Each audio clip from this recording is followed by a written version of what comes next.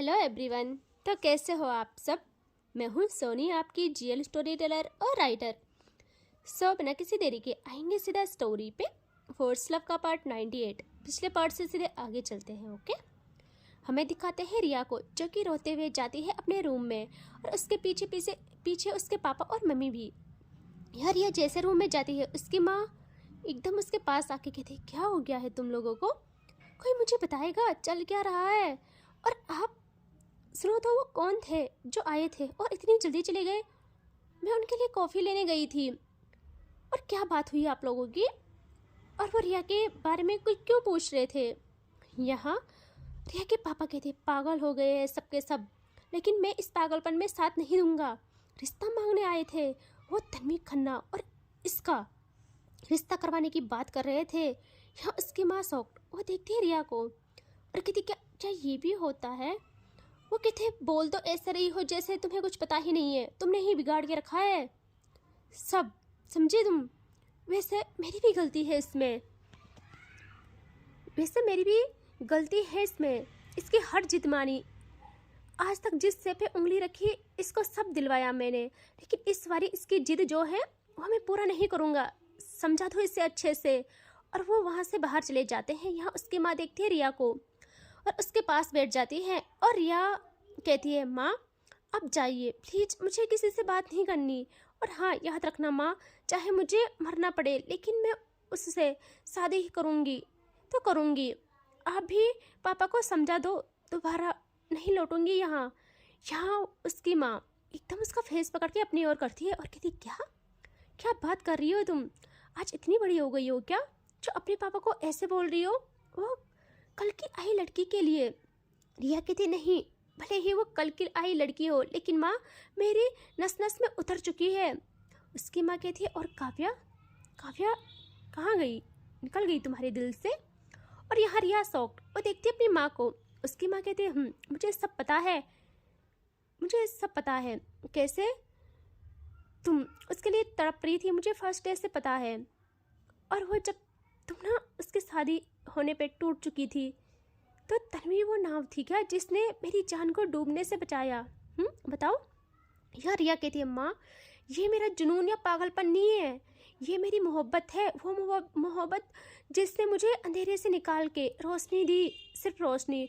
और मेरी ज़िंदगी की ये रोशनी मेरी सांसों के थम जाने के बाद ही बुझेगी। और आप और पापा डिसाइड कर ले कि आपको क्या चुनना है। उसकी माँ उसे बहुत समझाती है और ना वो माँ थी यार, उनको अपनी बच्ची सबसे ज़्यादा अजीज़ थी। वो रिया को हक कर लेती है और रिया रोने लगती है इतना कि क्या बोलूँ। और कहती है माँ मैं बहुत तकलीफ़ में हूँ माँ, पापा को कहो प्लीज़ कहो, वरना मैं मर जाऊँगी, मुझे मेरी खुशियाँ दे दो, पापा को कहो माँ प्लीज़। वो उसे शांत करने की कोशिश करती है, कहती है तुम शांत हो जाओ, मैं बात करती हूँ उनसे।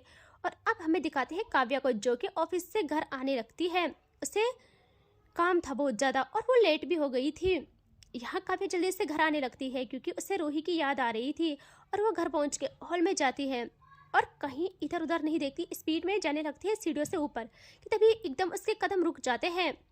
वो जल्दी से देखती है राइट साइड जहाँ किचन था और उसके हाथ सीढ़ियों की रेलिंग पे जम जाते हैं। आंखों में गुस्सा भरा आता है और वो अपने कदम पीछे लेती है और नीचे आके सारे सर्वेंट को गुस्से में बुलाती है।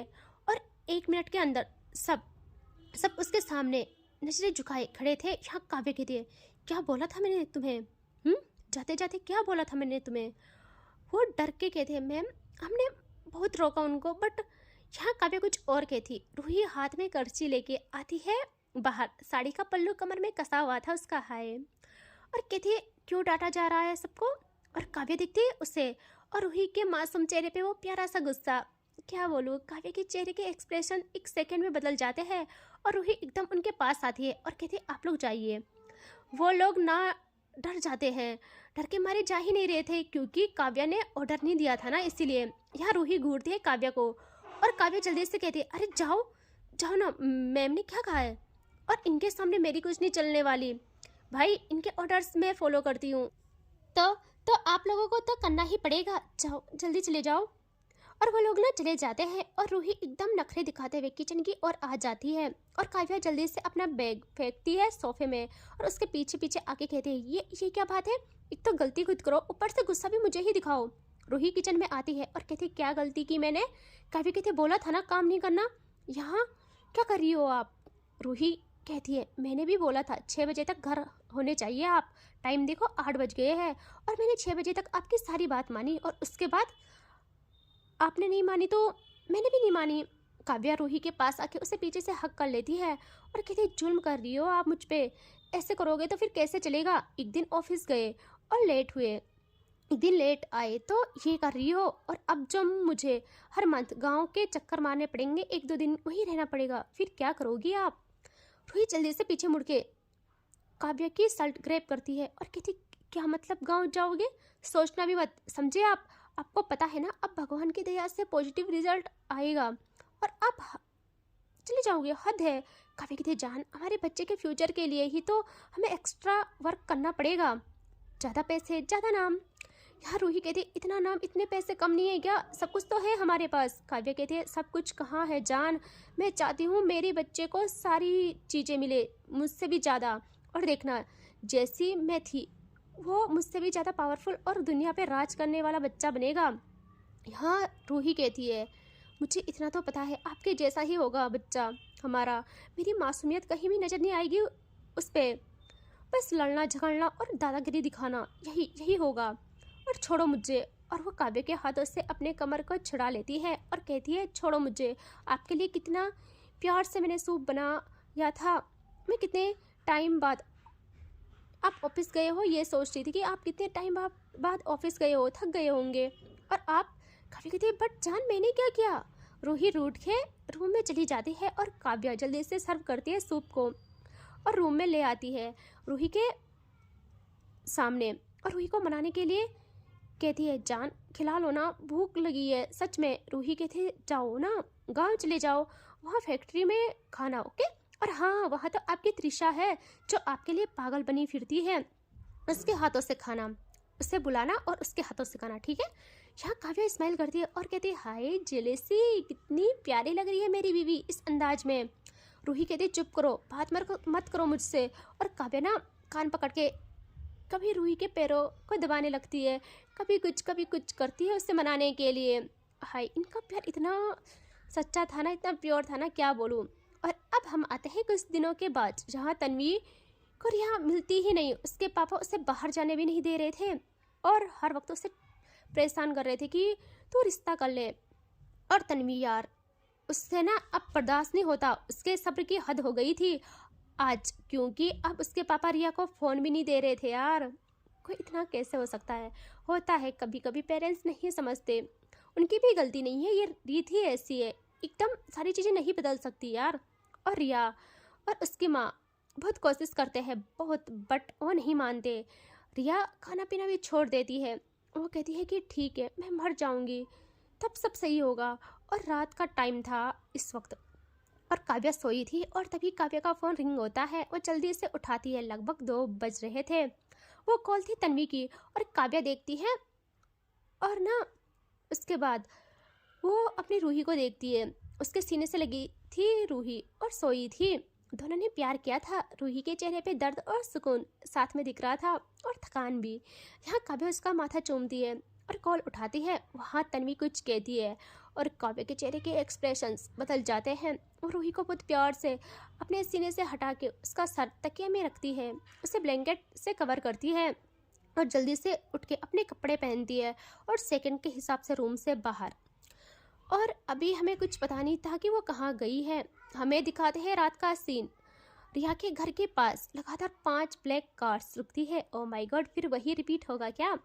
और एक करके सबके डोर खुलते हैं, उनसे निकलते हैं गार्ड्स बाहर, जिनके हाथों में राइफल थी। फुल एनर्जी के साथ वो लोग घर को घेर लेते हैं। रिया के घर के गार्ड्स को इतनी सफाई से किनारे लगाते हैं कि क्या बोले, और आवाज़ 1% नहीं होती। और अब निकलते हैं एक कार से बाहर, साथ में तन्वी और काव्या, और भाई हाथ में गन, चेहरे पे गोगल्स, और दोनों तबाही थे तबाही। और दिखाते हैं उसी कार में बैक सीट पे डरे से में बैठे हैं पंडित जी, वही जिन्होंने काव्य की शादी कराई थी, वो बेचारे मन में ही कहते हैं कि भगवान जी किस चीज़ का बदला ले रहे हो आप। वो दिन कितना मनहूस था जब मैंने वहाँ हाँ कही थी शादी में आने के लिए। मैं कहाँ फंस गया, क्योंकि काव्य के गार्ड्स उसका सोते हुए उठा के ले आए थे ज़बरदस्ती। बट कोई ऑप्शन नहीं था उनके पास, वो वहीं पर डहरे समय रह जाते हैं। काव्य देखती है तन्वी को और कहती जा, बाकी सिंगानियाँ संभाल लेंगे, उठा ला अपनी दुल्हन को। और तन्वी स्माइल करती है और हैंड शेक करती है और दोनों गले मिलते हैं उसके बाद। और वो एकदम पाइप पे चढ़ के आती है रिया की बालकनी पे और एकदम जंप करके, उसकी विंडो खुली थी तो वो जंप करके अंदर आ जाती है जहाँ रिया बेड में लेटी थी, आंसू बहा रही थी बेतहासा। उसकी नींद उससे मुख मोड़ चुकी थी और जैसे तन्वी जंप करती है वो एकदम घबरा के डर जाती है और देखती है वहाँ। और जैसे उसे तन्वी दिखती है उसका दिल बेकाबू हो जाता है, उसकी धड़कनें रेस लगाना स्टार्ट कर लेती है और वो जल्दी से उठ के तन्वी के सीने से जा लगती है। हाय कितना प्यारा मोमेंट था। और वैसे रोती है, इतने दिनों में उसने सुकून को फील किया था, तन्वी को देखा था। और वो उसका फेस हाथों में लेके उसके पूरे मुखड़े को चूमने लगती है, उसकी नोजी, उसका फोरहेड, उसके चीक्स, उसके गाल, उसके लब, उसकी चिन।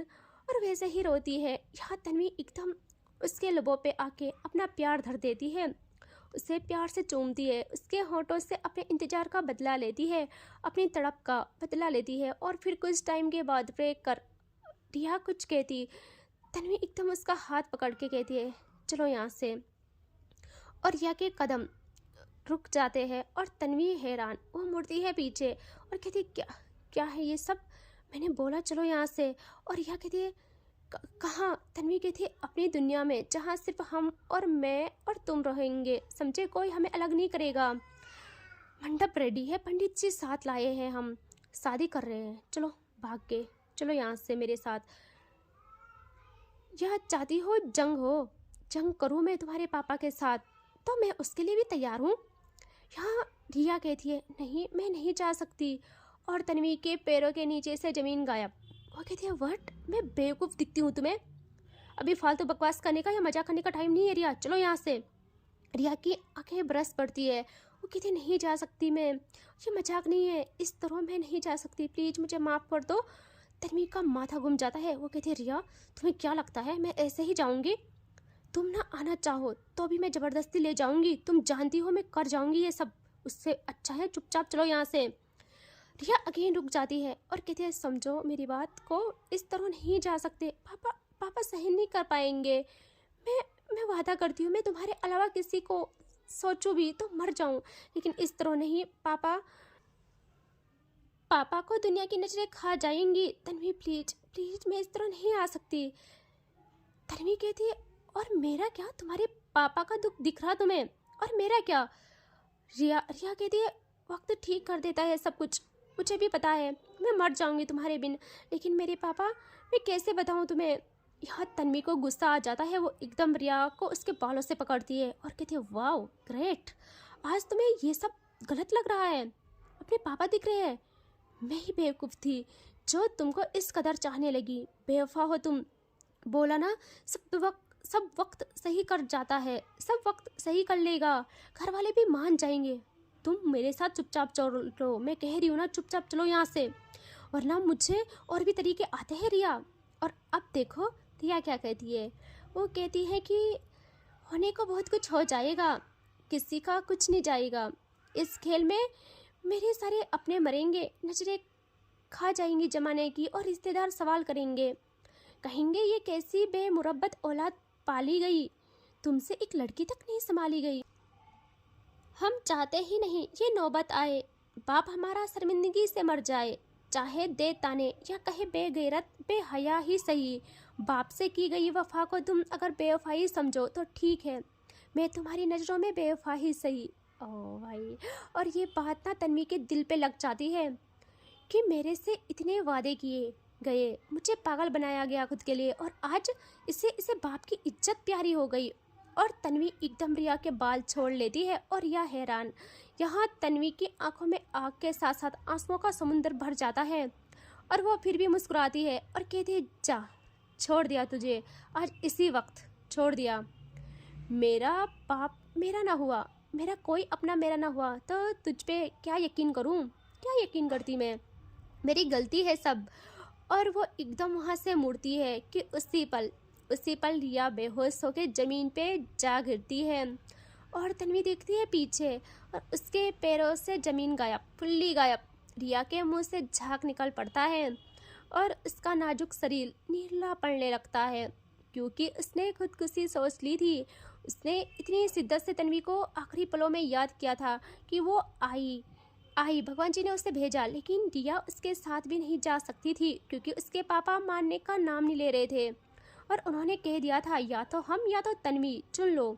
और कल उसके लिए रिश्ता आ रहा था और वो ज़्यादा सोच ही नहीं पाती, उसका दिमाग यहीं तक सिमट के रह जाता है। और तन्वी जैसे रिया को देखती है वो ना इतना घबराती है कि वो एकदम नीचे बल बैठ जाती है। और तन्वी ना रिया का सर अपनी गोदी में उठा लेती है और उसके चेहरे पे हल्का सा मार के कहती है, रिया क्या हुआ, उठो उठो। और वो कुछ समझ ही नहीं आता कि वो क्या करे। कुछ टाइम के बाद वो उसे ऐसे ही उठाए, बहुत ज़ोरों से लात मार के डोर तोड़ डालती है, क्योंकि उसके पापा ने बाहर से लॉक किया था। और उसके आवाज़ से उसके पापा और माँ बाहर आ जाते हैं, वो भी डर जाते हैं। यहाँ तन्वी किसी को देखती भी नहीं और वहाँ से नीचे आने लगती है, रिया को ऐसी गोदी में उठाए। और उसके पापा और माँ हैरान, उनको भी कुछ समझ नहीं आता। जब वो रिया को इस हाल में देखते हैं उनकी दुनिया हिल जाती है और तन्वी के पीछे भागते हैं वो कि क्या हुआ हमारी बेटी को। और वो तन्वी को ही कोसते हैं कि तुमने कुछ किया। उसके पापा कोस रहे थे, उसकी माँ तो कुछ नहीं बोल रही थी, उसकी माँ तो रो रही थी।